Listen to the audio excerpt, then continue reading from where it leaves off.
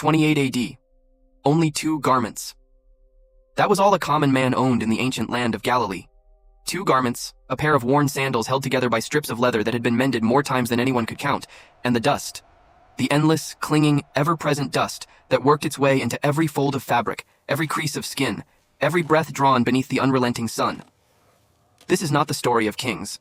This is not the story of conquerors or prophets or men whose names would be carved into the walls of great temples. This is the story of the ones who were never named, the ones who bent their backs to the earth before the sun rose and did not straighten them again until the stars appeared, the ones whose hands bled into the soil so that others might eat, the ones who lived and loved and suffered and endured and were forgotten by history, forgotten by the powerful, forgotten by the very world they had built with their bare, calloused hands. This is the story of ordinary life in 28 AD, and it begins in a small fishing village on the shore of the Sea of Galilee, where a man named Ezra ben Yosef knelt in the dust beside a broken plow and wondered, not for the first time, whether tomorrow would bring anything different from today. The village of Kfar Nahum sat on the northwestern shore of the Sea of Galilee, like a cluster of stones left behind by some ancient flood. It was not a beautiful place, not in the way that Jerusalem was beautiful with its towering temple and its walls of pale stone that caught the light of the setting sun and turned it into gold. Kfar Nahum was made of basalt, dark, volcanic rock that absorbed the heat of the day and released it slowly through the night, so that even in the cool hours before dawn, the walls of the houses were warm to the touch. The streets were narrow and unpaved, packed earth that turned to mud in the winter rains and to powder in the summer heat. The houses were low, built close together, sharing walls and courtyards in the manner of people who had learned, through centuries of hardship, that survival was easier when you lived close to your neighbors. The air smelled of fish. It always smelled of fish. The lake was the lifeblood of the village, providing food and work, and the rhythmic, eternal sound of water lapping against stone that was the background music of every life lived there. Alongside the smell of fish, there was the smell of olive oil, pressed in the small stone mills that dotted the hillside above the village, and the smell of bread baking in clay ovens, and the smell of dust. Always the dust. It was the first thing you tasted in the morning, and the last thing you brushed from your clothes at night. It settled on the bread before you could eat it, on the water before you could drink it, on the faces of children before their mothers could wipe them clean. Ezra ben Yosef was 31 years old, though the years had marked him more heavily than that number suggested. His face was the color of fired clay, deeply lined by the sun and the wind and the particular kind of weariness that comes not from one terrible day, but from the accumulation of 1,000 ordinary ones, each one placing its small weight on the shoulders until the shoulders began to curve permanently forward.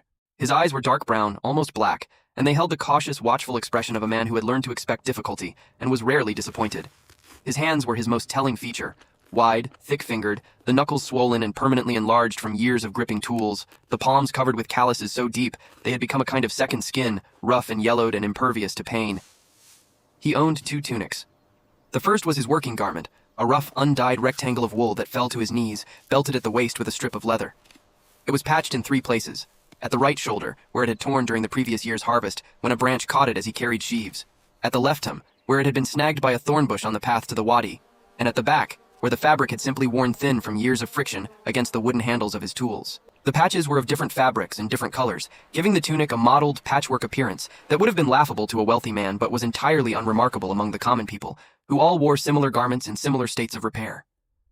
His second tunic was his Sabbath garment, kept folded in a niche in the wall of his house, brought out only on the day of rest and for festivals and special occasions. It was slightly less worn than the first, made of a marginally finer wool, and it had once been dyed a pale blue, a luxury that Miriam had insisted upon when they married, using a few precious drops of indigo purchased from a traveling merchant. The blue had faded over the years to a grayish hue that was more memory than color, but it was still, in Ezra's mind, his good tunic, and he treated it with the careful reverence that the poor reserve for their few possessions. Beyond the 2 tunics, he owned a leather belt, a woolen cloak for cold nights and the winter rains, and a pair of sandals whose straps had been replaced so many times that nothing of the original remained, except perhaps a single rivet in the sole. That was the entirety of his wardrobe. That was a life's accumulation of clothing, 2 garments and a cloak. His house was not much more. It consisted of 2 rooms, a main room that served as kitchen, workshop, and living space, and a smaller room for sleeping. The walls were basalt stone, roughly fitted, the gaps filled with a mixture of mud and straw. The floor was packed earth, hard and smooth from years of feet walking over it, swept daily by Miriam with a broom made of bundled reeds. The roof was a lattice of wooden beams, olive wood mostly, supplemented with whatever other timber could be found, covered with a thick layer of dried mud and straw, which had to be reapplied every spring because the winter rains always found ways to seep through. During heavy rains, the roof leaked in 3 places, and Miriam had learned to position clay bowls beneath the drips with the practiced efficiency of a woman who had long since given up hoping for a dry winter. In the main room, there was a small clay oven built into one corner, its interior blackened by years of daily fires. Beside it, a stone mortar and pestle for grinding grain, a heavy, essential tool that was one of the most valuable items in the house. Against one wall, a few clay storage jars for grain, oil, and water. A wooden stool, its legs uneven. A clay oil lamp, small and simple, that burned olive oil and provided the only light after sunset. A few cooking pots, a wooden ladle, a bronze knife so old that the handle had been replaced twice. And in the sleeping room, reed mats spread on the earth floor, and the folded Sabbath tunic in its wall niche, and nothing else. That was a home. That was what 4 people called their world. His wife, Miriam, was 27 years old. She had been 14 when they married, the customary age for girls in that time and place. And she had come to the marriage with nothing but the clothes she wore and the dowry her father could barely afford. 2 clay jars, a grinding stone, and a small amount of olive oil. She was a woman of medium height, with dark hair that she kept covered in public with a linen headcloth, and dark eyes that were her most striking feature. Eyes that held a brightness, an intelligence, a spark of something that the years of hard labor had not managed to extinguish. Her hands were as rough as Ezra's, though in different ways, cracked from constant contact with water and lye, reddened from the heat of the oven, calloused from the grinding stone that she used every morning, every single morning without exception, to turn barley into the flour that became the bread that kept her family alive. She rose before anyone else in the house, in the darkness before dawn, when the air was still cool and the village was silent except for the sound of the lake. She rose and went to the grinding stone and began the day's first task, the grinding of grain. It was hard, physical work, the kind of work that made the shoulders ache and the arms tremble, and it took at least an hour every morning to produce enough flour for the day's bread. Then the mixing, flour, water, a pinch of salt, and sometimes, when they had it, a small amount of olive oil to make the bread softer. Then the kneading, push, fold, turn, the rhythm so deeply ingrained in her muscles that she could do it without thinking, her hands moving automatically while her mind wandered to other things. Then the shaping, the flat rounds pressed thin, and the baking, each round pressed against the hot inner wall of the oven, where it puffed and browned and filled the house with the smell that was, to Ezra, the smell of home itself. The bread was coarse and heavy. It was not the fine wheat bread that wealthy families in Jerusalem and Tiberias ate. Bread made from sifted flour, white and soft and light. It was barley bread, the bread of the poor, dark and dense and slightly bitter, with a gritty texture that came from the stone fragments that inevitably mixed in during the grinding process. You learned to live with the grit. You learned to chew carefully, to avoid cracking a tooth on a piece of stone. You learned that this was what bread was for people like you, and that the alternative, no bread at all, was worse. They had 2 children. Amos was 7, a thin, dark-haired boy with his mother's quick eyes and his father's serious expression. He was already learning the work of the fields, pulling weeds, carrying water, scattering seed, tasks that were presented not as chores, but as education, as the passing of knowledge from one generation to the next. He rarely complained, having absorbed, through osmosis or observation, the understanding that complaint was a luxury their family could not afford. Tamar was 4, a round-faced girl with an infectious laugh and an endless curiosity about the world that manifested in a constant stream of questions. Why is the sky blue? Where do fish sleep? What makes the bread rise? That Miriam answered with patient, sometimes invented, explanations. On this particular morning, a morning in the month of Nisan, when the air was cool but the promise of heat hung in it like a held breath, when the almond trees on the hillside were beginning to blossom and the barley in the fields was just pushing its first pale green shoots above the dark earth, Ezra sat in the doorway of his house and stared at the broken plow. The wooden beam had cracked near the iron tip, a long, diagonal fracture that followed the grain of the wood and split the beam almost in half. It was the 3rd time the plow had broken in 2 years, and each time the repair was less satisfactory, the wood weaker, the join less secure. What he needed was a new plow, or at least a new beam, a piece of hardwood, properly seasoned, strong enough to bite into the rocky soil of Galilee without splintering. But a new beam cost money he did not have, and a new plow was so far beyond his means that the thought of it was almost absurd, like a beggar dreaming of a palace.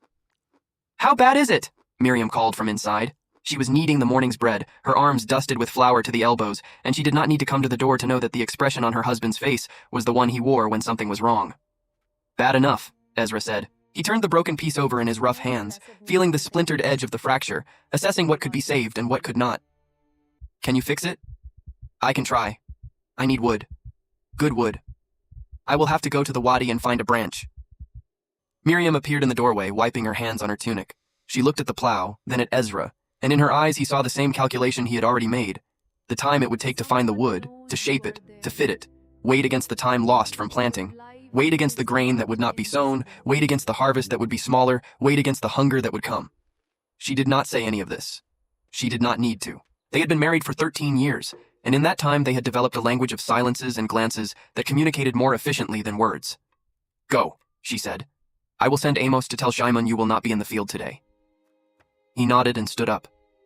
He took a drink of water from the clay jar beside the door, lukewarm, slightly stale, tasting faintly of the lake where it had been drawn the previous evening, and stepped out into the morning. The sun was just beginning to crest the hills to the east, the sky transitioning from the deep blue of pre-dawn to the pale gold of early morning. Shadows lay long across the village, stretching from the western walls of the houses like dark fingers reaching toward the lake. The air was fresh, almost cool, and for a brief moment, before the day's work and worry descended on him, Ezra felt something close to peace. He walked through the village, past the houses of his neighbors, all of them similar to his own, low, dark, built for function rather than beauty. Past the house of Shimon the potter, where the old man was already at his wheel, his gnarled fingers shaping a new oil lamp from a lump of wet clay. Past the well, where two women were already drawing water, their jars balanced on their heads with the effortless grace of long practice. Past the small synagogue, a rectangular building of basalt stone, its interior plain, with stone benches along the walls, and a raised platform at one end where the Torah scrolls were read on the Sabbath. Past the marketplace, really just an open area where fishermen laid out their catch on flat stones, and farmers displayed whatever small surplus they had, a few onions, a basket of cucumbers, a jar of oil. "Peace to you, Ezra," said Shimon the potter as he passed. "And to you, Shimon. Where are you going so early?" "The wadi, the plow again." The old man clicked his tongue sympathetically. "That plow has been repaired more times than my old bones. You should get a new one." "With what?" Ezra said, and the question was not bitter, merely factual. The observation of a man who had long since reconciled himself to the gap between what he needed and what he could afford. "There is a teacher coming through," Shimon said, changing the subject with the abruptness of an old man who follows his thoughts wherever they lead. "From Nazareth. They say he draws crowds wherever he goes." "Teachers come and go," Ezra said. "The taxes remain."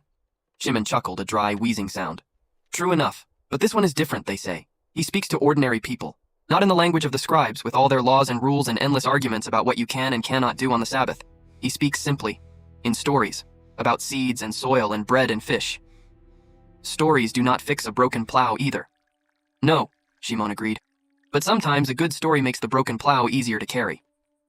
Ezra left the village and followed the path down to the wadi, a seasonal riverbed that cut through the rocky hillside south of the village. In the winter, the wadi carried the rainwater down from the hills to the lake in a rushing, muddy torrent. Now in spring, it was dry. A jumble of smooth, water-worn stones, lined with scrubby brush, and a few trees that had found enough moisture in the deep soil to survive the long, dry months. Acacia trees, mostly, with their thorny branches and small yellow flowers, but also a few sycamores, their broad trunks pale and smooth, their branches wide and strong. It was sycamore wood he was looking for. It was not the ideal wood for a plow beam, that would be oak or carob, dense and hard, but it was available and it was free, and those two qualities outweighed all others. He searched along the wadi for nearly an hour, examining fallen branches, testing their strength with his hands, looking for a piece that was straight enough and thick enough and sound enough to serve as a replacement beam. He found one eventually, a branch that had fallen from a large sycamore, perhaps brought down by the winter storms. It was about the right length, though slightly thicker than what he needed, and it was green, freshly fallen, still full of sap, which would make it harder to work but more flexible and less likely to crack. He sat down on a flat rock and began the work of shaping it, using his bronze knife to strip the bark, then to whittle the wood into the rough form of a beam. The sun climbed as he worked, moving from the eastern hills to overhead, the heat building steadily, pressing down on his head and shoulders like a physical weight. Sweat ran down his face, stinging his eyes, dripping from the end of his nose. His hands ached from gripping the knife. The wood was stubborn, resisting the blade, releasing its fibers grudgingly, chip by small chip. As he worked, his mind wandered. He thought about his father, Yosef ben Eleazar, who had worked this same land under the same tenancy arrangement for 40 years. Yosef had been a quiet man, not given to complaint or reflection, who had accepted his lot in life with a stoic patience that Ezra had once admired and now, from the vantage point of his own middle years, recognized as something closer to resignation. His father had never questioned the system, had never asked why the land he worked belonged to a man who had never set foot on it, had never wondered whether it was just that half of everything he grew was taken from him before he could feed his own children. He had simply worked day after day, year after year, until the work had worn him down to almost nothing, and then he had died. It had happened 3 winters ago. A fever, the kind of sudden violent fever that struck without warning and burned through a body like a fire through dry grass. Ezra's mother Leah had nursed him for 5 days, barely sleeping, pressing wet cloths to his forehead, feeding him thin broth through cracked lips, while the village healer, an old woman named Dinah who knew the properties of every plant on the hillside, brewed teas from willow bark and chamomile, and muttered prayers over the sick man's bed. But it was not enough. On the sixth day, Yosef's breathing slowed, and then stopped, and the house was filled with a silence that was not peaceful but empty. The silence of a space that had held a life and now held nothing. They buried him on the hillside above the village, in a simple grave dug into the rocky soil and covered with a flat stone. There was no marker, no inscription. The poor did not have gravestones with carved names and dates. There was only the stone, and the memory of the man who lay beneath it, and the knowledge that within a generation, when those who remembered him were also gone, there would be nothing left. Not even a name. That was the fate of the common people. They lived, they worked, they died, and the world closed over them like water over a dropped stone, leaving no trace. Ezra's mother, Leah, had survived her husband by only 6 months. She did not die of fever or any identifiable ailment. She simply faded, growing thinner, quieter, more translucent, as if without Yosef she had lost the weight that anchored her to the world and was slowly drifting away. She died on a summer evening, sitting in the courtyard of her house, a cup of water in her hand, her eyes fixed on the lake. Miriam found her there, still and cool, the water undrunk, a faint smile on her lips that might have been peace or might have been relief. Ezra shook these thoughts away and focused on the wood. Shape it, smooth it, make it fit. That was all he could do. Not think about the past, not worry about the future. Just fix the plow, just get through today. That was the philosophy of the common people. Not a philosophy they had chosen, but one that had been imposed on them by circumstance, by the relentless demands of survival that left no room for abstraction or contemplation.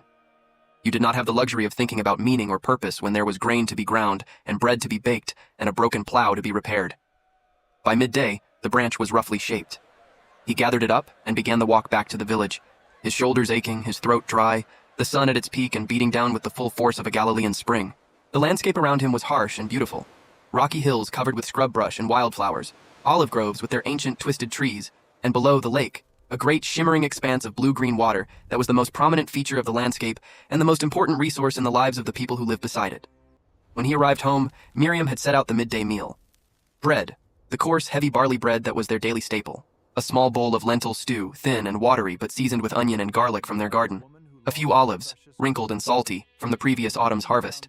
A clay cup of water. That was it. That was a meal for a family of 4. There was no meat. Meat was a luxury reserved for festivals, when a lamb might be slaughtered and roasted over an open fire, the rich smell filling the entire village and drawing every nose toward its source. On ordinary days, they ate bread and lentils and olives and whatever vegetables the small garden behind the house produced, cucumbers, onions, garlic, the occasional fig from the tree in the courtyard. It was enough to sustain life, just enough. Not enough to feel satisfied, not enough to stop thinking about food, but enough to keep working, which was all that was required. He sat down and ate in silence. Amos sat beside him, tearing off pieces of bread and dipping them into the lentil stew with the focused intensity of a genuinely hungry child.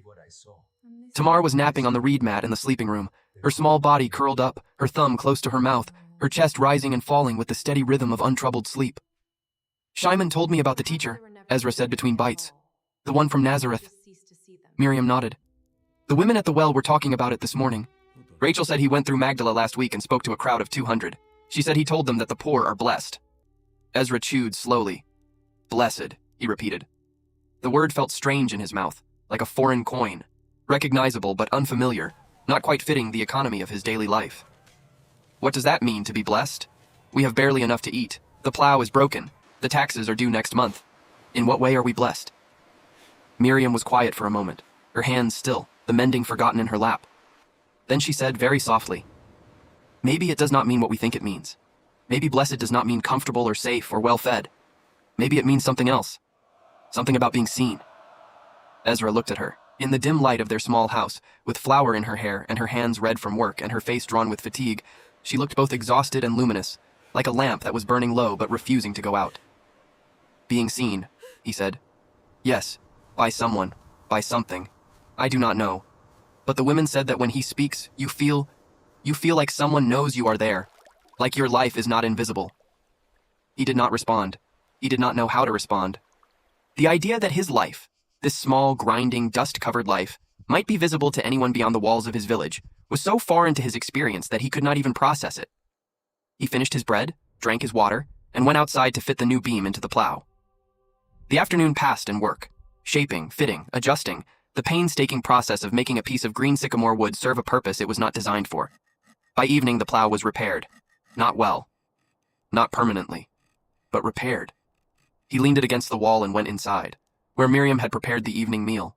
More bread, a thin soup, a few dried figs that she had been saving. That night, lying on the reed mat in the darkness, staring at the stars through the gaps in the roof, Ezra thought about Miriam's words. Being seen.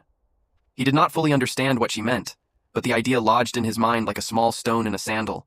Not painful, exactly, but impossible to ignore. Outside, the lake lapped against the shore. A dog barked somewhere in the village. The night was warm and quiet, and the dust settled on everything, as it always did, as it always would, covering the village and its people in a fine, gray film that was the texture of their lives. Check if you are already subscribed to this channel. Because this is where forgotten stories are told. The stories of people just like you and me, who lived and struggled and loved in a world that tried to make them invisible. Subscribe now, because every story we tell together is a story that refuses to be forgotten. The days after the plow repair were consumed by the urgent rhythms of planting season. Ezra rose in the darkness each morning, ate a piece of bread standing in the doorway, and walked to the field while the stars were still visible. Faint, fading points of light in a sky that was transitioning from black to deep blue to the pale silver of early dawn. He walked behind the plow, one hand on the beam, the other guiding the donkey, a thin, elderly animal named Balaam, who belonged jointly to 3 families in the village, and who approached the task of plowing with a reluctance so profound it bordered on philosophical objection. Every morning was a negotiation between man and beast, conducted through a series of clicks, pulls, shoves, and whispered threats that Balaam ignored with the serene indifference of a creature who knew that he was essential and therefore untouchable. The soil of Galilee was complicated. In some places it was rich and dark, a deep, fertile loam that the plow cut through easily, turning up earthworms and the smell of growth. In other places it was thin and rocky, the basalt bedrock rising close to the surface, and the plow would strike stone with a jarring clang that sent vibrations up the beam and into Ezra's hands and arms, and he would have to lift the blade and steer around the obstruction, losing time and momentum. He had learned to read the land over the years, to know where the good soil was, where the rocks hid, where the water pooled after rain, and where it drained away. And this knowledge was his most valuable possession, worth more than either of his tunics, more than the plow itself. It was knowledge that could not be taken from him, that no tax collector could assess, and no landowner could claim a share of. It was his alone. Behind him, Amos walked barefoot in the freshly turned furrows, dropping barley seeds into the earth with a steady, rhythmic motion. Reach into the seed bag, take a handful, scatter it with a sweep of the arm, step forward, repeat. The boy had learned this skill by watching his father and grandfather, and he performed it with the unconscious competence of someone for whom the action had become as natural as breathing. He did not think about what he was doing. He simply did it, his small feet pressing the seeds into the soil as he walked, his eyes fixed on the ground ahead. The work was monotonous and physically punishing. By mid-morning, Ezra's back ached with a deep, burning pain that ran from his shoulders to his hips. His hands, gripping the plow beam, were white-knuckled and trembling. Sweat soaked through his tunic and ran down his legs, mixing with the dust to form a thin paste that coated his skin. His mouth was dry, his throat raw, and the water skin he carried, filled with lake water that was warm and tasted of leather, provided only temporary relief. But there was also, in this brutal routine, a kind of peace. The world narrowed to the essentials: the plow, the earth, the seed, the sun. The worries that plagued him at night, the taxes, the rent, the coming harvest, the endless question of whether there would be enough, receded into the background, replaced by the immediate physical reality of the work. His body hurt, but his mind was quiet. And sometimes, in the middle of a long furrow, with the sun warm on his back and the sound of the plow cutting through the earth filling his ears, he felt something that he would not have called contentment, because that word implied a satisfaction with one's circumstances that he did not feel, but that was perhaps its distant cousin, a sense of being exactly where he was supposed to be, doing exactly what he was supposed to do, however hard it was. In the distance, the lake shimmered under the morning sun, its surface shifting between blue and silver depending on the angle of the light.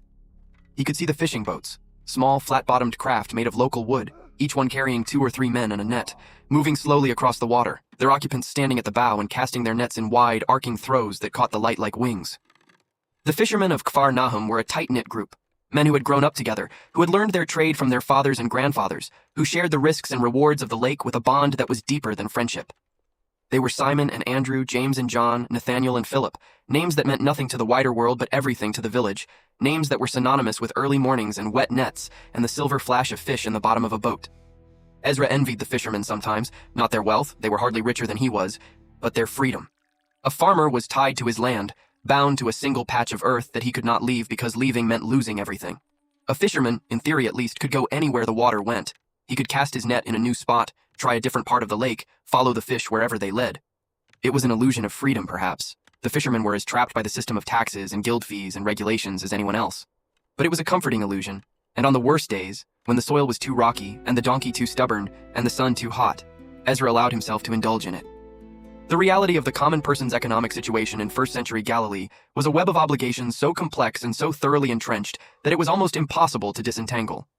At the top was Rome, the distant, all-powerful empire that controlled everything and was controlled by nothing, whose legions maintained order and whose tax collectors maintained revenue with equal efficiency. Rome did not rule Galilee directly. It ruled through a client king, Herod Antipas, the son of Herod the Great, who governed from his palace in Tiberias with the awkward mixture of ambition and subservience that characterized all client rulers.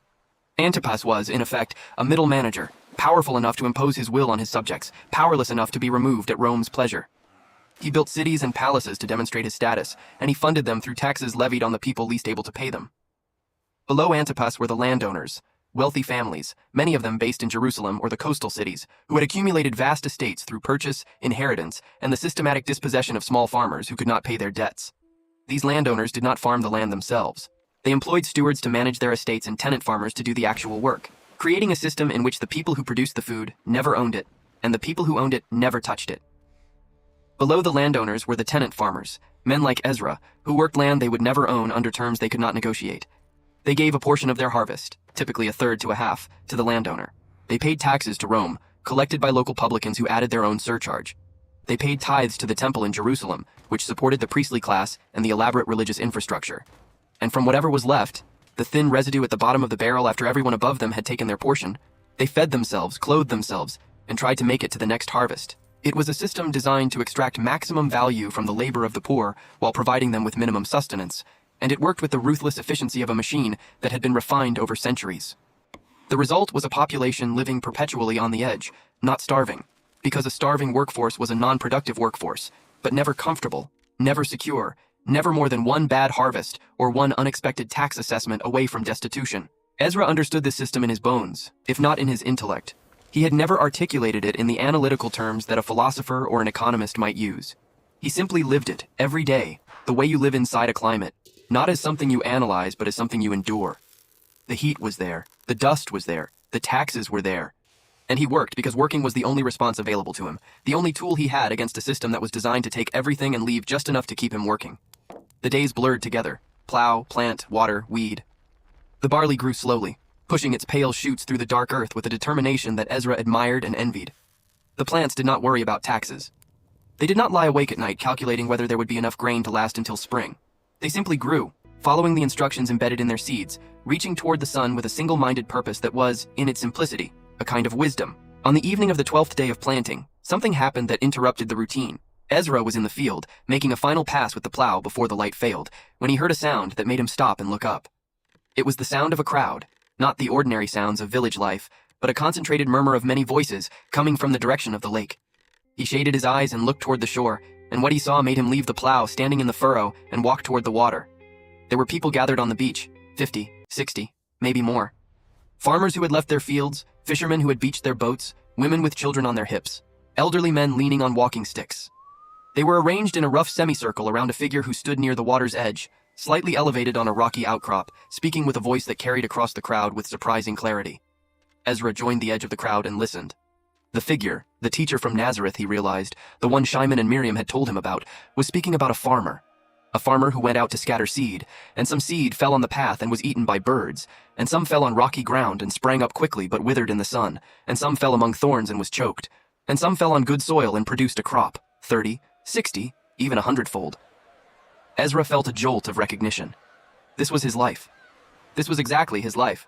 The rocky ground, the thorns, the hope of good soil. The teacher was talking about something deeper, he sensed, something beyond the literal act of farming, but the literal level was what struck him first and struck him hardest. Here was a man who understood what it was to scatter seed and hope, to watch the sky for rain, to kneel in the dirt and pray that this year would be better than last year. He listened for perhaps half an hour. The teacher told other stories, about a woman who lost a coin and swept her entire house to find it, about a man who found treasure hidden in a field and sold everything he had to buy that field, about a shepherd who left 99 sheep to search for the one that was lost. Each story was simple on the surface, a sketch drawn from the everyday life of common people, but beneath the surface, each carried a weight that Ezra could feel but could not yet articulate. It was as if the teacher were holding up a mirror to their lives and saying, "Look, what you see here is not insignificant. What you see here matters." When the crowd began to disperse, Ezra walked back to his field. The plow was where he had left it, the furrow half finished. Balaam was grazing nearby, monumentally unconcerned. Ezra picked up the plow beam and finished the furrow, working in the fading light, his body moving through the familiar motions while his mind replayed what he had heard. That night he told Miriam about the teacher. She listened the way she always listened, with her whole body, her hands still for once, her eyes fixed on his face. He spoke about seeds, Ezra said, and soil, and a lost coin, and a lost sheep. He spoke about ordinary things, but somehow when he spoke about them, they did not seem ordinary. Miriam was quiet for a moment. Then she said, "Maybe they never were ordinary. Maybe we just stopped seeing them." Ezra considered this. It was a thought that had never occurred to him, that the life he lived every day, the life he had always thought of as small and unremarkable, might contain something he had overlooked, something worth seeing. "Maybe," he said. The weeks passed, and the barley grew, and the rhythms of village life continued their ancient pattern. But something had shifted, subtly, almost imperceptibly, like a change in the direction of the wind that you notice not as a distinct event, but as a gradual awareness that the air feels different on your skin. The teacher returned several times, drawing larger crowds with each visit. He spoke in the open air, on the beach, in the olive grove, once from a boat anchored just offshore, his voice carrying across the water to the people who lined the beach. He spoke about many things: mercy, forgiveness, the responsibilities of the wealthy, the dignity of the poor. But what struck Ezra most was not the content of his words, but their tone. The teacher did not speak down to the crowd. He did not lecture or condescend or adopt the superior air of the religious scholars who occasionally visited from Jerusalem, men who spoke in a dense, elusive language that was designed less to communicate than to demonstrate their own learning. The teacher spoke simply, directly, in the language of fishermen and farmers, using images drawn from the world they inhabited, nets and seeds and bread and wine, and the daily unending labor that filled their lives. And the people responded. They responded not with the polite, dutiful attention they gave to the synagogue readings on the Sabbath, but with something deeper, a leaning in, a hunger, an eagerness that was almost physical. They listened the way thirsty people drink, not sipping, but gulping, as if the words were water, and they had been parched for a very long time. Miriam went to every gathering. She brought Tamar, who played quietly in the dust while her mother listened, and sometimes Amos, who was old enough to follow the stories even if the deeper meanings eluded him. She came home afterward with a brightness in her eyes that Ezra had not seen since the early days of their marriage, before the years of grinding labor had dimmed it. She began meeting with a group of women in the evenings: Hannah, the wife of a fisherman whose weathered face told the story of multiple losses; Ruth, the elderly widow who survived on the charity of neighbors; Deborah, the young bride already showing the fatigue of a lifetime ahead of her. They gathered in courtyards, sharing food and talk, dissecting the teacher's words with the sharp, practical intelligence of women who may have lacked formal education, but who understood human nature with a depth that no scroll could teach. One evening, Hannah said something that resonated through the group like the tone of a struck bell. "We are clay pots," she said, "shaped by hands we cannot see, fired in heat we did not choose, used until we crack. And then we are replaced by another pot that looks exactly the same." The silence that followed was not the silence of shock, but of recognition. They all knew this truth. They had all lived it. But hearing it spoken aloud, given shape and form in words, made it real in a new way, no longer just a feeling but a fact, something that could be examined and discussed and perhaps challenged. "But the teacher says otherwise," Miriam said quietly. "He says we are not pots. He says we are something more." "What?" Hannah asked. "I am not sure," Miriam admitted, "but I think it has to do with being known, with mattering to someone. Not because of what we produce or how hard we work, but simply because we exist." It was a radical idea. In a world organized around labor and production, where a person's worth was measured by what they could contribute to the landowner, the tax collector, the empire, the notion that a human being had inherent value that existed independent of their utility, was not just unusual, it was subversive. Meanwhile, the economic reality of the village continued to press down on its inhabitants with unrelenting force. The planting season was over, and the waiting had begun. The anxious, powerless waiting of farmers who had done everything they could and now depended on the rain and the sun and the mysterious processes of growth to determine whether they would eat or starve. The rains had been inconsistent, heavy in the early weeks, then tapering off, then stopping altogether for a stretch of 10 days that left the farmers looking at the sky with the desperate hope of people who know that their lives depend on something they cannot control. It was during this tense, anxious period that the landowner's steward, Matityahu, made one of his periodic visits. He was a thin, precise man with a narrow face and careful hands, who wore fine linen and carried a wax tablet on which he recorded everything: the state of the fields, the condition of the tools, the number of workers, the estimated yield. He walked through the fields with the detached, appraising eye of a man evaluating inventory, noting the height of the barley, the color of the leaves, the spacing of the rows. He did not speak to the farmers. He did not need to. His presence alone was enough to remind them of their place in the hierarchy. Workers, not owners, whose labor was a resource to be managed, not a contribution to be valued. Ezra watched Matityahu from a distance, leaning on his hoe, and felt the familiar weight of resentment settle into his chest. It was a resentment he had carried for as long as he could remember. Not the sharp, active resentment of rebellion, but the dull, chronic resentment of endurance. The kind that becomes so familiar, it is almost indistinguishable from the background noise of daily life. If this story is making you think about the struggles of people in your own life who carry their burdens in silence, pause right now and leave a comment saying, "We are all dust, but dust can carry a whole world." Let us see how many of us feel the weight of these words. But something had changed. The teacher's words, Miriam's observations, the conversations with the women, the gathering sense that there was more to life than the cycle of planting and harvesting and paying, all of it had created a small fissure in the wall of resignation that Ezra had built around himself. And through that fissure, something was pushing through. Not hope. He was too experienced, too battered by disappointment to trust in hope. But something adjacent to hope. Something that did not yet have a name. The crisis came, as crises always do, without warning. One afternoon, as Ezra was weeding the barley field, a group appeared on the road from Tiberias, Matityahu at the head, flanked by 2 Roman soldiers whose armor caught the sun and sent blinding reflections across the landscape. An unscheduled visit. Soldiers. This was trouble. The steward stood in the center of the village and read from a scroll. By order of Hanan ben Avraham, the landowner, the terms of tenancy were revised. The harvest share increased from 1/3 to 1/2. A new water fee, 2 denarii per household per month for use of the village well, which stood on the landowner's property. The numbers landed on the gathered farmers like stones. 2 denarii a month was an enormous sum for families who might handle only a handful of denarii in an entire year. A half share of the harvest meant that most families would not have enough grain to survive the winter, even in a good year. Combined, the new terms were not just difficult. They were designed to squeeze every last drop of surplus from the tenant farmers, leaving them with nothing, not even the illusion of security. Ezra stood in the crowd and felt his stomach drop. Around him, the faces of his neighbors reflected the same emotion. Not anger, not yet, but a deeper, older feeling. The resigned acceptance of people who had learned through generations of bitter experience that the powerful take and the poor endure. But Nathaniel, the fisherman, a broad-shouldered man with a jaw like a stone block and a voice that carried across water, stepped forward. "This is unjust," he said. Matityahu looked at him with the bored expression of a man who had heard this before. "The terms are the terms. They will destroy us. If you are dissatisfied, you are free to leave." "Leave? And go where?"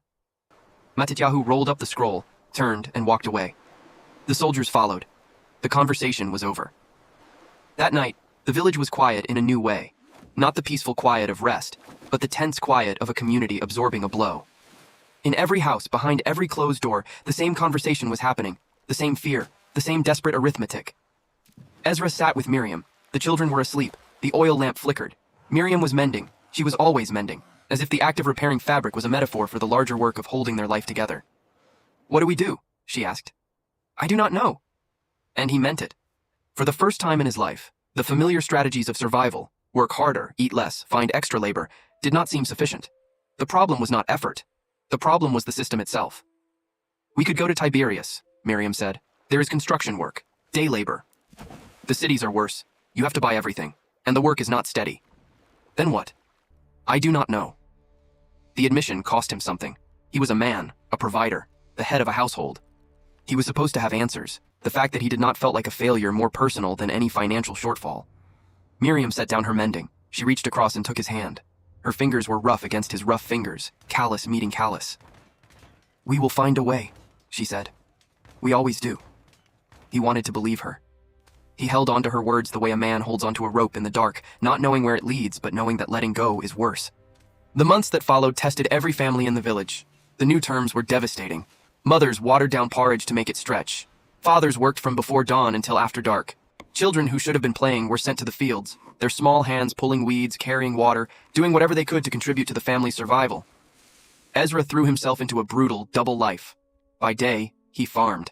By night, or rather in the hours before dawn, he went to the lake and fished, having borrowed a net from Nathaniel, and submitted himself to the humbling process of learning a new skill at an age when his body protested every unfamiliar motion.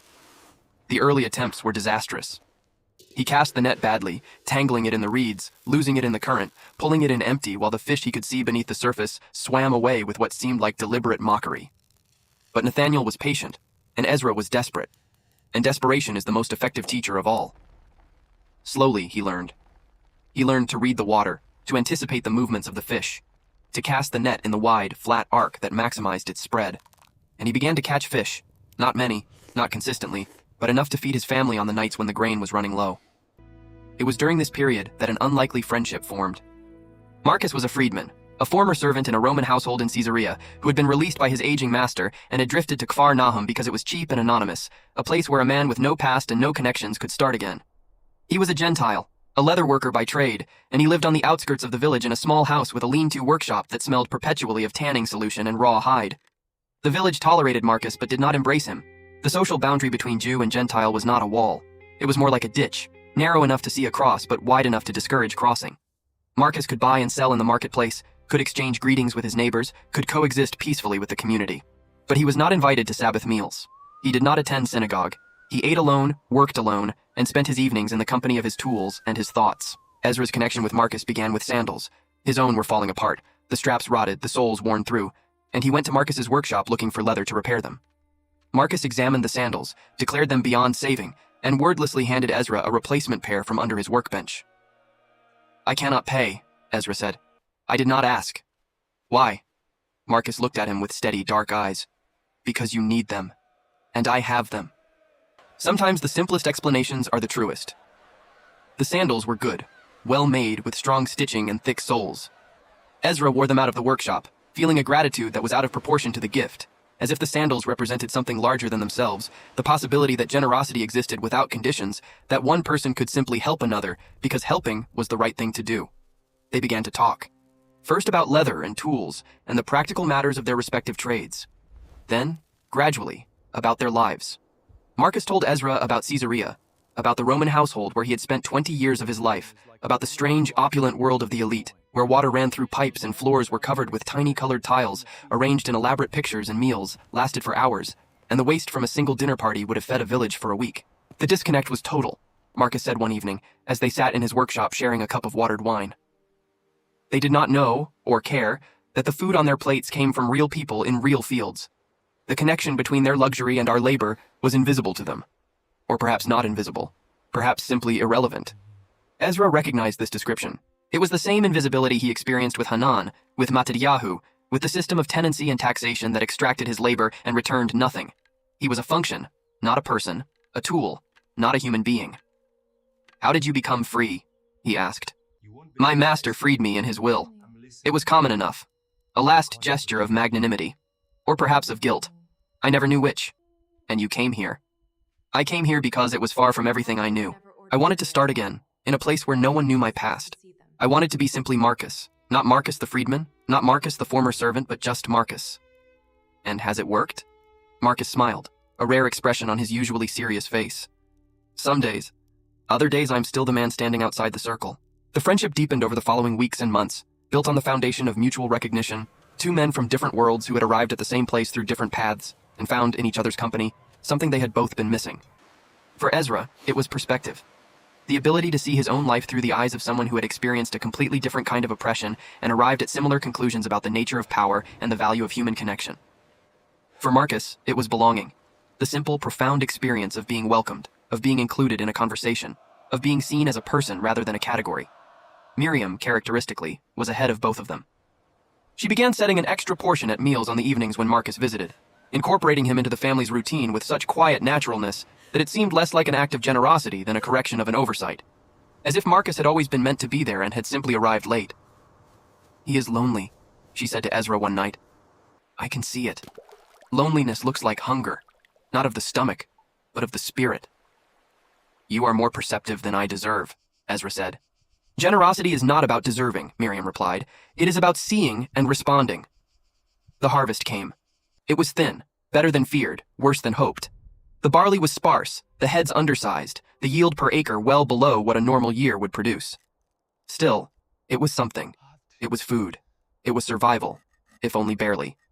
The threshing and winnowing were communal affairs, as they had been for as long as anyone could remember. The village gathered at the threshing floor, a flat expanse of stone at the edge of the fields, and worked together, the men driving the wooden sledge over the sheaves, the women and children winnowing the grain by tossing it into the air and letting the wind carry away the chaff. It was hard, dusty work, but it had a rhythm and a communality that lifted spirits. For a few days, the divisions and tensions of the past months were set aside, and the village functioned as a single organism, working toward a shared goal. Then Matityahu came and took the landowner's half. Then Zacchaeus came and took the taxes. Then the temple tithe was set aside, and what remained was loaded into clay jars and carried home by each family, to be rationed carefully through the coming months. Ezra looked at his family's share and did the arithmetic he had been dreading. 7 jars of barley. 7 jars to last until the next harvest, roughly 10 months away. Even with the most careful rationing, they would run short by at least 6 weeks. 6 weeks without grain. In a world where grain was the difference between life and starvation, 6 weeks was an eternity. He told Miriam. She received the news with the calm of a woman who had expected bad news and was prepared for it. Then we supplement, she said. I will forage, you will fish. Marcus will help, we will find a way. And they did. Miriam became a forager of remarkable skill, roaming the hillsides with Tamar at her side, gathering wild mallow, chicory, mustard greens, the bitter herbs that grew in the rocky soil between the olive trees. She dried them, ground them, mixed them into the bread and the soup, extending each meal with the bounty of the wild landscape. She gathered fallen olives, small bruised fruit that the landowner's workers had missed during the harvest, and pressed them painstakingly into oil. Every drop was precious. Ezra fished with growing competence, bringing home a catch 2 or 3 mornings a week that supplemented the family's diet and sometimes provided a small surplus that could be traded in the marketplace for other necessities. Marcus contributed what he could: honey, dried figs, the occasional piece of cheese, gifts given discreetly, accepted gratefully. It was not easy. There were nights when the family went to bed with stomachs that were not full, when Ezra lay on his mat and listened to the small sounds of his children sleeping and felt a helplessness so profound it was like a weight on his chest. But they survived. Day by day, meal by meal, they survived. And in the act of surviving, they discovered something they had not expected. A strength that was not individual but collective. A resilience that came not from one person's effort, but from many people's care. The mutual aid network that had been forming informally among the villagers began to take more definite shape during this period. Families that had a surplus in a given week shared with families that did not. Fishermen with a large catch distributed the excess to those in need. Women pooled their labor, rotating the grinding and baking duties so that no single woman bore the full burden. When a man's tool broke, the group repaired it. When a family faced a crisis, the group responded. It was not organized. There were no meetings, no rules, no elected leaders. It was held together by nothing more than trust and the shared understanding that in a world designed to isolate and exploit them, their only defense was each other. The turning point came when Ezra decided to act, not react, act. To move from endurance to agency, from suffering to strategy. He called a secret meeting. 12 men gathered in the olive grove outside the village on a moonless night, sitting in a loose circle beneath the ancient trees. Farmers, fishermen, a carpenter, a potter. Ordinary men with dust on their clothes and fear in their eyes. Ezra spoke. He was not an orator. His words were plain, his delivery halting. But what he said carried the weight of lived experience, and the men listened. Separately we are nothing, he said. Each one of us alone cannot stand against Hanan, or the tax collector, or Rome. But together, we are the reason the fields produce anything at all. Without us, the land is empty. We have power. We have simply never used it. He proposed a petition, a formal, respectful request to the landowner to reduce the terms to their previous levels. Not a demand, not a threat. A conversation, backed by the collective weight of the men who made the land productive.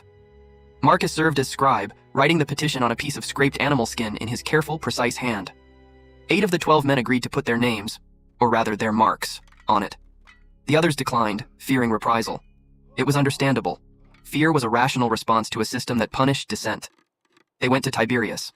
8 men walking together on the Roman road, carrying a piece of animal skin that represented the sum of their courage. They found Hanan's house, a large, handsome residence with a courtyard and a garden and a heavy wooden door. And they knocked. Hanan received them in his courtyard, reclining on cushioned seats, eating dates from a silver bowl, wearing a robe of Tyrian purple that was worth more than everything Ezra owned, had ever owned, or would ever own. The contrast was obscene, the dust-covered farmers standing in a rich man's garden, hat in hand, asking for mercy from a man who had never known a day of want. Ezra presented the petition. His voice was steady, his argument was logical, the new terms were unsustainable. If the farmers could not survive, the land would go unworked. It was in the landowner's self-interest to keep his workforce alive and productive. Hanan listened with the patient condescension of a man who knows he holds all the cards. I will consider it, he said. Then he sent them away. They walked back to the village in silence. Ezra's heart was heavy, but beneath the heaviness, there was something else. The feeling of having done something, rather than merely endured something. The feeling of having spoken, rather than merely suffered. 2 weeks later, Matityahu returned with a revised edict. The water fee was halved, from 2 denarii to 1. The harvest share remained at 1/2. It was not what they had asked for, It was barely a concession, but it was something. It was evidence that their voices had been heard. And in a world where common people were systematically silenced, the mere act of being heard was a kind of victory. Then came the test. Nathaniel, the fisherman, Ezra's strongest ally, was arrested. The charge was tax evasion, brought by Zacchaeus on the testimony of a rival fisherman with a grudge. The evidence was thin, but evidence was not the point. The point was power and its demonstration. Nathaniel was taken to Tiberias. His wife, Abigail, came to Ezra that evening, white-faced, trembling. They will sentence him to labor. We have to do something. The group mobilized. Marcus, who knew Roman legal procedures from his years in a Roman household, offered to serve as advocate. The group pooled their resources, a few denarii, a jar of oil, some grain, to pay the fee for a hearing. Ezra and 2 others agreed to serve as character witnesses. The hearing was held before a Roman functionary named Publius, a bored, impatient man who clearly viewed the entire proceeding as a waste of his time. Zacchaeus presented his case. Marcus dismantled it, carefully, methodically, pointing out inconsistencies in the testimony, presenting Abigail's careful accounting of Nathaniel's catches, challenging the credibility of the rival fisherman. Publius deliberated for perhaps 30 seconds. "Insufficient evidence," he said. "The accused is released." Nathaniel walked out of the magistrate's building into the sunlight, blinking, unsteady, but free. On the walk home, he was quiet for a long time. Then he said, "I did not think anyone would come." "We came," Ezra said. "Why?" "Because we are clay pots, and clay pots should stick together." The seasons turned. Another winter came, with its cold rains and long evenings. Another spring, with its plowing and planting. Another summer with its heat and dust and anxious waiting. The cycle continued, as it always had, as it always would. But within the cycle, changes were accumulating. The mutual aid network grew stronger. More families joined. The system of shared resources and shared labor became an established part of village life, so woven into the daily routine that people no longer thought of it as something extraordinary. Marcus became a fully integrated member of the community. The boundary between Jew and Gentile, which had seemed so firm, had been eroded by the simple, relentless force of daily kindness. Shared meals, shared labor, shared conversation. Marcus still did not attend synagogue, still did not observe the Sabbath in the traditional manner. But he was present at every community gathering, contributed to every collective effort, and was regarded by most of the village not as a Gentile or a freedman, but simply as Marcus, a neighbor, a friend, a member of the family. Amos grew tall and strong, learning both the plow and the net with the quick competence of youth. Tamar grew sharp and bright, her reading skills surpassing her brother's, her knowledge of wild plants and herbs rivaling her mother's. Miriam gave birth to a 3rd child, a boy named Joseph, after Ezra's father, and the household expanded to fill every corner of its 2 small rooms. Ezra grew older, his hair grayed, his back stiffened, his hands, already rough, became gnarled and permanent, shaped by the tools he held every day. But there was something else in him too, a steadiness, a groundedness that had not been there before. He had discovered, through the crucible of hardship, a truth that the teacher from Nazareth had tried to show them, that the measure of a life is not in what you accumulate, but in what you give. Not in what you keep, but in what you share. Not in how much you own, but in how deeply you connect. One evening, as Amos approached his 13th year in the age of manhood in the community, Ezra sat with his son on the roof of their house and looked out at the lake. The sun was setting, painting the water in shades of gold and amber and deep, rich blue. The village below them was settling into its evening routine. The sound of women grinding, the laughter of children, the distant clatter of Shimon's potter's wheel. "Father," Amos said. "Yes?" "Why are we poor?" Ezra looked at his son. The boy's face was earnest, open, unguarded. He deserved an honest answer. "We are poor because we do not own the land we work. Because the system takes most of what we produce. Because the powerful have arranged the world to benefit themselves at our expense. Is that fair? No, it is not fair. Then why do we accept it?" Ezra was quiet for a long time. Then he said, "We do not accept it. Acceptance would mean giving up. What we do is endure. And while we endure, we build. We build connections with each other. We build a network of care and support. We build a community that is stronger than any one of us alone. And we teach our children that the world does not have to be the way it is. That fairness is not a gift from the powerful, but a right that belongs to everyone." Amos considered this. The teacher said something like that. He said the last would be first. He did. Do you believe it? Ezra looked out at the lake, at the golden light on the water, at the fishing boats returning to shore, at the village that was his home, the only home he had ever known. He thought about all the years of labor, all the broken plows and thin harvests and hungry nights. He thought about Miriam and Marcus and Nathaniel and Hannah and Ruth and Deborah and all the ordinary people who had shown him what courage and generosity looked like in practice. "I believe," he said slowly, "that the world is changed not by the powerful, but by the persistent. Not by the wealthy, but by the generous. not by the loud, but by the faithful. I believe that what we are building here, this network, this community, this way of caring for each other, is more valuable than anything Hanan has in his courtyard. And I believe that one day, people will look back at lives like ours and understand that we were not background figures in someone else's story. We were the story. Amos nodded. He did not fully understand. He was only 12. But the words settled into him like seeds into soil, and in time, they would grow. The final scene of this story takes place on a morning in late spring, in the year that Amos turned 13, and was recognized by the community as a man. Ezra stood at the edge of his field, the same field with the same rocky soil, under the same arrangement with the same landowner, and looked at the barley growing tall and green before him. The plow was leaning against the wall of the house, the same plow, patched and repaired beyond counting, held together by stubbornness as much as by wood and iron. He still wore 2 tunics. He still owned almost nothing. He was still poor by every material measure the world could apply. But standing there in the morning light, with the lake shimmering in the distance and the sound of the village waking up around him, Ezra felt something he had never felt before. Not happiness. Happiness was too simple a word, too temporary, too dependent on circumstance. What he felt was something more durable. It was the feeling of a man who has been tested and has not broken, who has been bent by the weight of the world but has straightened again, who has looked into the face of injustice and has not turned away, who has discovered in the company of others a strength he did not know he possessed. He thought about the teacher's words, the parables, the promises, the vision of a world turned upside down, where the last were first and the poor were blessed and the meek inherited the earth. He did not know if those words were literally true. He did not know if the world would ever be as the teacher described. But he knew this. The world of his village, the small world of Kfar Nahum, was different because of what they had built together. The mutual aid network, the shared labor, the petition to Hanan, the defense of Nathaniel, the friendship with Marcus, the evenings in the courtyard, sharing food and stories, and the burden of being human in a world that did not value humanity. These were not grand achievements. They would not be recorded in any history. They would not be carved in stone or written on scrolls. They were the small, invisible victories of ordinary people. Victories measured not in territory conquered or battles won, but in meals shared, hands held, children taught, and neighbors helped. Miriam came out of the house and stood beside him.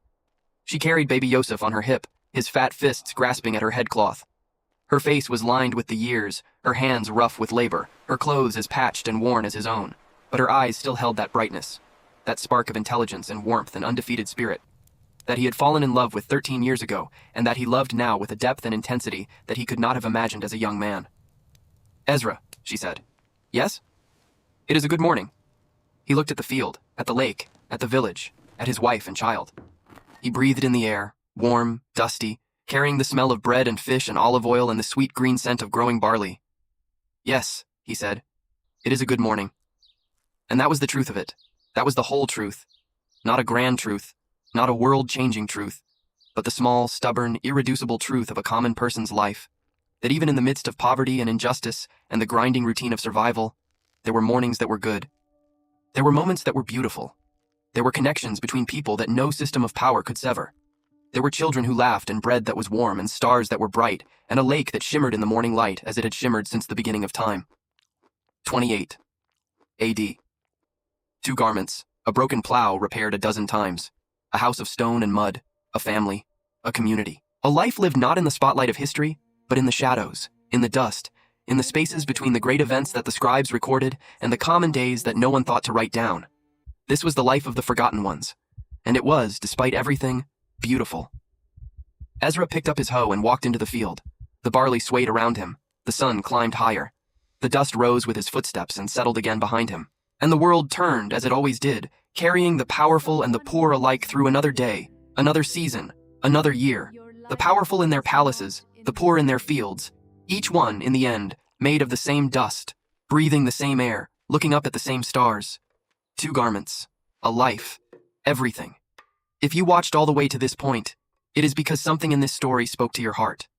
Leave a comment right now saying, "I watched until the end, so I can know you, so I can see who you are, and so I can know who truly loves the stories we tell here on this channel." If this story moved you, if it made you think, or feel, or remember something important, hit that like button. It takes 1 second, but it tells the world that stories like this one deserve to be heard. And share this video with someone who needs it, someone who is carrying a heavy load, someone who feels invisible, someone who needs to be reminded that their life is not small, that their struggles are not meaningless, that they matter. And if you are not subscribed yet, subscribe now. This channel is dedicated to telling the stories that history forgot. The stories of ordinary people who lived with extraordinary courage, love, and dignity. Stories that remind us that the true measure of a life is not in what we own, but in how we love, how we endure, and how we care for each other. Subscribe so you never miss one. 28 AD. Only 2 garments. A simple and dusty life. And yet, in that simplicity, in that dust, in those 2 garments, everything that matters. Everything.